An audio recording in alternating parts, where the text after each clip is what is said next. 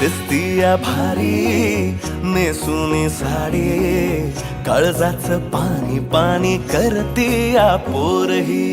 आता क्यूट वाली गावरान बोली, खट्याळ थोडी माझ्या काळजाची चोरही. थोडं माझ्या पिरमत पड तू ग बाई, खुळ्यागत झाला मन तुझ्याच पायी. आता मला लागली या लग्नाची घाई, भाई आता बोलू नको अग माझी राणी. होशील का या बठ्याची सोबर घरवाली. मराठमोळी थोडीशी साधी भोळी, स्वागतीचा भारी बायको पाहिजे नखरेवाली. मराठमोळी थोडीशी